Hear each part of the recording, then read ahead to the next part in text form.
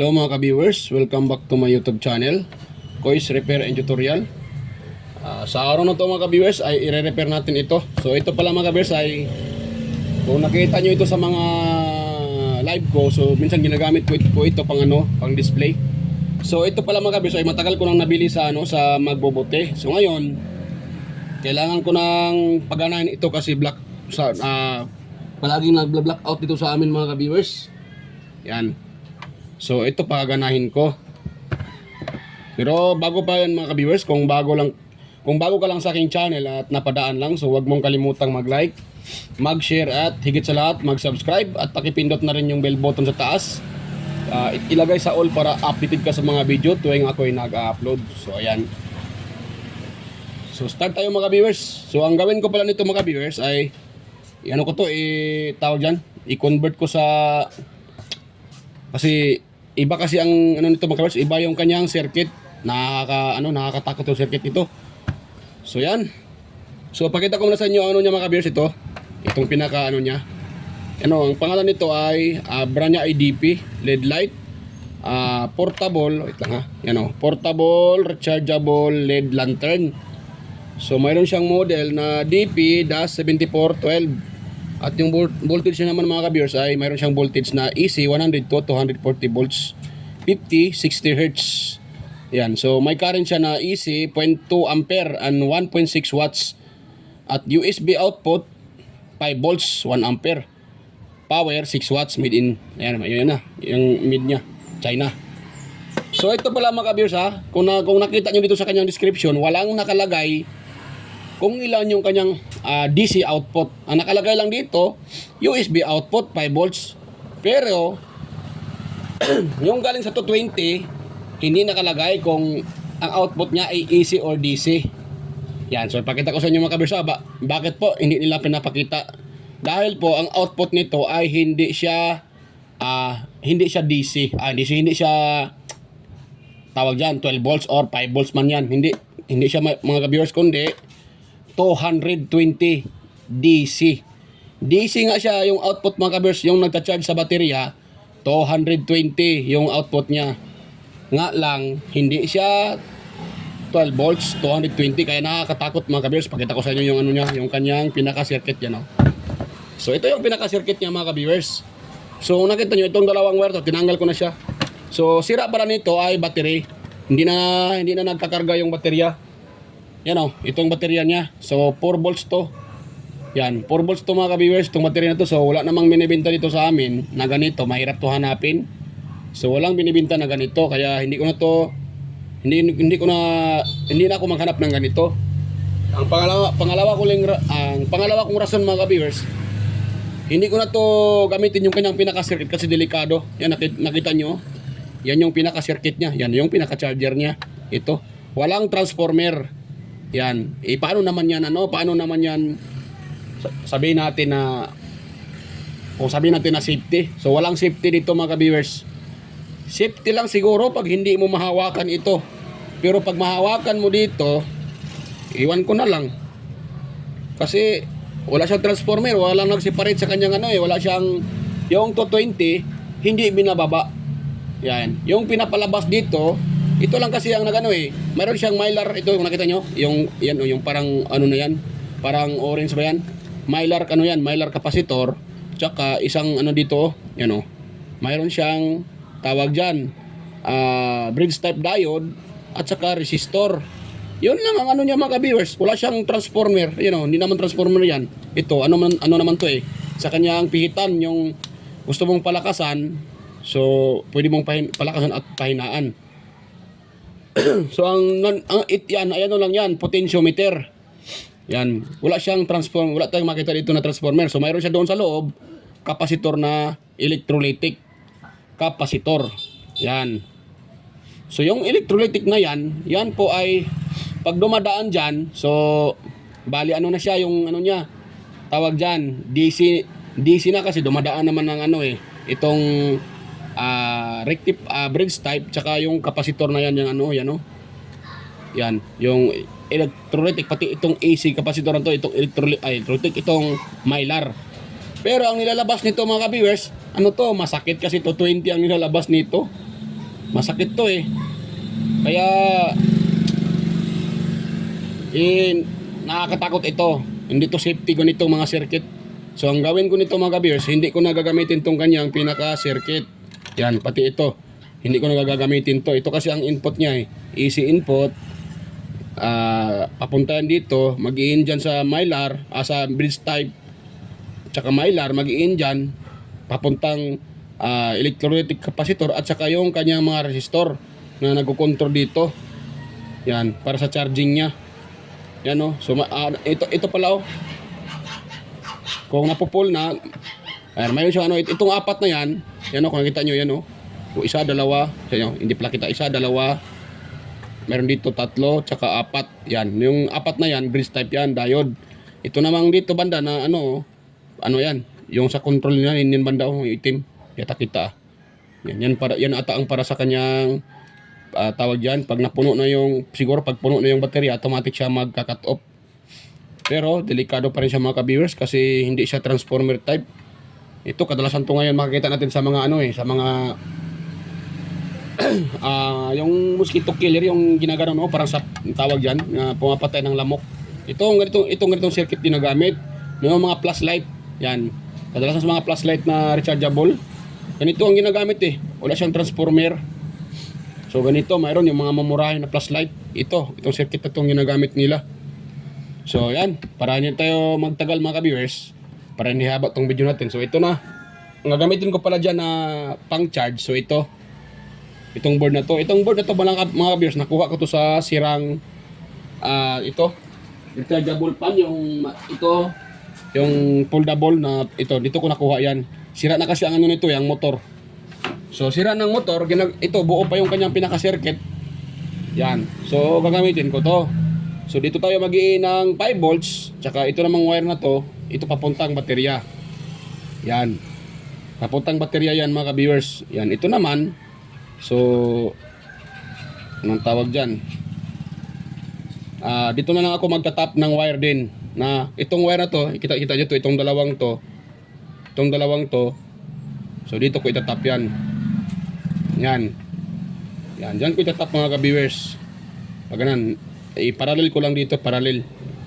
Yan, i-parallel ko diyan. Tapos, so dito tayo mag-in. Ito naman, so itong 5 volts, hindi ko na to gagamitin kasi may IC dito na nasunog ito no. Yan oh, itim, umiitim yan eh.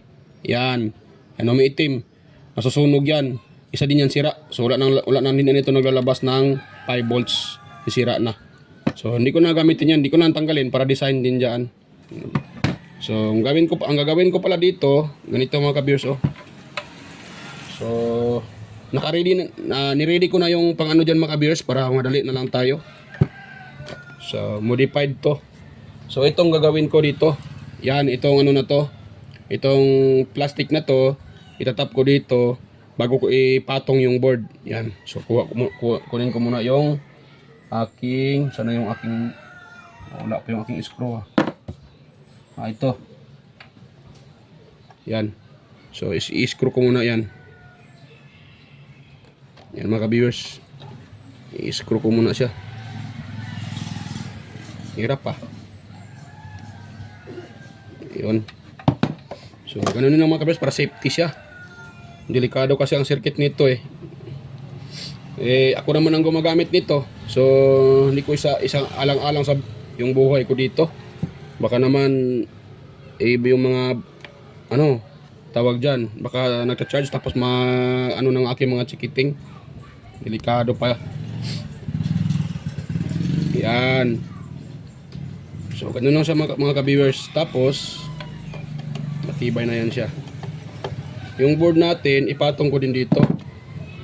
Sana yung board. Itong board ko, itong board na to, ito ko ipatong. Hindi ko nalagyan ng sapin kasi naman dito naman siya. Yan. So ganun ko lang siya mga ka-viewers. Tapos lagyan ng screw. Ganun. Yan, ganun na siya oh. Nakalabas na to. Para kung sakaling mag-charge, diyan na mag-charge. Yun yung input niya. So itornilyo ko muna sa mga ka-viewers. Yan.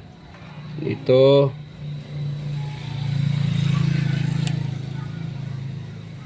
Hirap pa. So yun akong screwdriver. Yun. Tornilyo ko lang siya.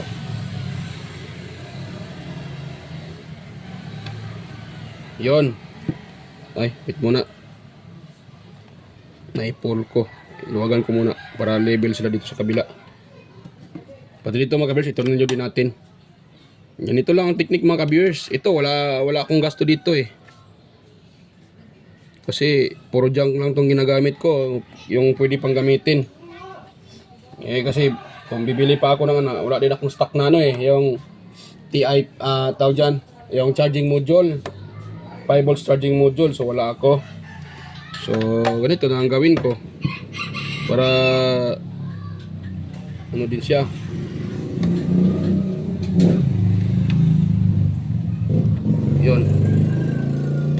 Yun, pwede na yun siya mga ka-viewers. Tapos ngayon, ang gagawin ko yung baterya mga ka-viewers, ito yung gagawin kong baterya.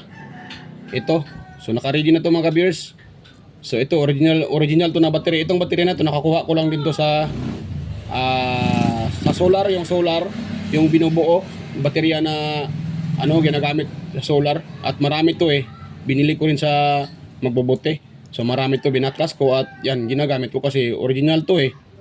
Original tong baterya na to. Dalawa nilagay ko. Nakaparallel to siya mga ka-viewers para matagal malobat. So nakaparallel siya. Kasi ito 4 volts. Yan, 4 volts to eh.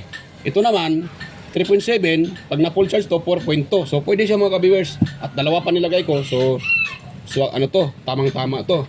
Matagal to malobat. Ito, puputulin ko na to mga ka-viewers kasi wala nang gamit to eh. Itong wire na to, puputulin ko na lang to. Wala na tong gamit. Yan. So bali ang gagamitin ko dito, ito na lang circuit niya para sa control. Ito. Yun. Yan, tanggal ko na.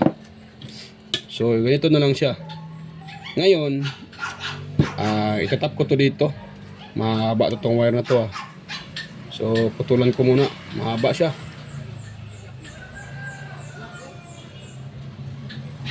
Tang ha. O, hindi na lang siguro. Yan ko na dito yung baterya pero ano ata to? Nakamanipis. Yan. Ako, naputol ka agad. Medyo, pwede na. Makapal-kapal na siya. Pwede ito mga viewers. Yan. Tapos ilagay ko naman next itong pinaka battery. Ito, tap ko dyan. So yan. So itap ko muna ito mga viewers. Hindi ko na may ipakita sa inyo para hindi na haba itong video natin. Hindi masyado haba. So pakita ko lang sa inyo mamaya pag matapos ko na itong maitap. So yan. Stay tuned lang mga viewers. Yan. Stay tuned lang. Yan. So ayan mga viewers. So yan. Tapos na po yung ina-assemble ko kanina. Yan, ngayon ko lang natapos kasi may customer na dumating. Hindi ko na agad. So, in-entertain ko muna yung customer. So, hindi ko na hindi ko na nasikaso agad. So, ngayon, yan, tapos ko na siyang ma-assemble mga kaberso. Pangit nga lang yung pagkalagay kasi tinanggal ko dito yung input. So, kitang-kita yung nilagay ko kanina na Yan, kitang-kita siya. Yan. So, ito mga kaberso ay sinacharge ko na. Meron na siyang kunting laman. Yan. So nakita nyo, yan, umilaw na siya mga ka-viewers. At ito yung baterya niya, ito yung original na battery, 4 volts na tawag dyan, yung pinaka-baterya niya. So tinanggal ko na kasi wala namang available dito sa amin na ganitong klaseng baterya na lead acid battery. Ito kasi lead acid. So ang ipinalit ko sa kanya ay lithium ion, yung ginagamit sa mga Bluetooth speaker kung nakita nyo kanina. So okay na siya, nagcha-charge na. At ipakita ko sa inyo i-charge ko muna siya sandali. Ayan dito. Pangit lang yung pagkalagay ko dito sa input pero okay lang, ako lang naman ang gumagamit nito eh. Ang importante mayroon ako magamit pag tuwing blackout. Ayan nagre-red siya Yan kung nakita nyo nagre-red siya. Yan. Nagkukulay red yung indicator light. Tapos pag hinihila ko, nawawala yan. Nawawala. Yan. Pag inano ko siya, pagkukulay red. So charging na siya mga ka-viewers. At may karga na din yung battery. Yan, nakita nyo, umiilaw na siya eh. Yan Umiilaw na. Yan. Yan, umiilaw na siya. So yan, success yung gawa natin, yung DIY natin mga ka-viewers. So success tayo. So napag-alan natin uli itong ano na to, emergency light, lantern light, tawag to lantern light. At mayroon pa siyang pihitan. Pwede mong nang pahinaan at yan, patlakasan. Yan, dapat pahinaan mo siya, pwede. Yan. So okay na mga ka-viewers. So bago pa tayo magtapos mga ka-viewers, mega loud shoutout pala sa inyo sa mga patuloy sumusuporta sa aking video, sa aking channel, sa mga nanonood sa aking upload, sa mga silent viewers dyan, organic viewers, at sa mga new subscribers, at ganoon na rin sa aking mga dati pang nakasubscribe. Ayan, mega loud shoutout po sa inyo mga ka-viewers. Salamat po sa suporta at mega loud shoutout na rin sa mga palagi nagko-comment at naging kaibigan ko na rin. Palagi nagko-comment sa aking video at nagsusupport.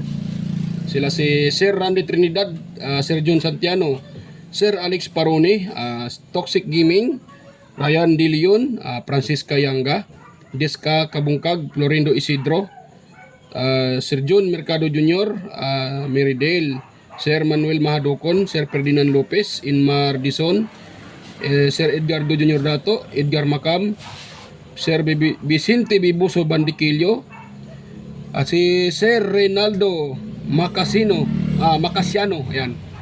Shout out Sir Reynaldo Macasiano ng GMA Cavite. Ayan. So mega loud shout out po sa inyo. At gano'n na rin sa aking mga kaibigan sa YT, sina si Inting Butingting, Andy Rabino TV Tech, Andy Tech, Andy Rabino 2, Maya Vlogs, Tele Picture, West Jojo Tech, Ricardo Bernardo, Pix and Review, Leoda Tech TV, John P. Technician, Rodolfo Oy Studio, Ortec TV Official, Yoyong's Repair and Tutorial, Tons Baay Vlog, Jimenez Iban Vlog, Pilam Country Living, GeoGis TV, White Ferry, Horseshoe TV, Bullet Train Channel, JEG Channel, Soktik TV, Kerry Mendoza Vlogger, Chris Perez Vlog, so Roel San Andres, Edstick TV, GFC TV, International Trackers, si Buanang Amaw, Jos Electrical Vlogs, Rod Choi Fishing Adventure, at saka si tapos na ba yun si JJEG Channel? Tapos na ata yun. Rod Choi Fishing Adventure, Mercy Wareham, Amigos Amigas, John and Gracia, Leotech, GGS Channel, Tiger Seed TV, Indites TV, Leaks TV Official, Jeros Flores Mix Vlog, The Burton Channel, Sir Lawin, Iconic Insight and Beyond, then Lens TV Vlog, yan, mega loud shoutout po idol, Naanatanan TV, Maskarang Vlogger, Reyna Vlog, Lock the Great, Aling Peps, Marco Francis B13 Mix Vlog, Podi Expert, Justado Vlog, Lovely Mood Forever, Island TV Mix Vlog, EQC TV,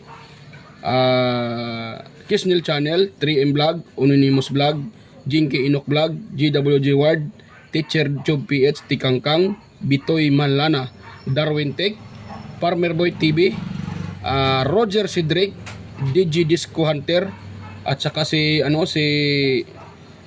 sino pa yon? Nakalimutan ko yung isa. Nakalimutan ko.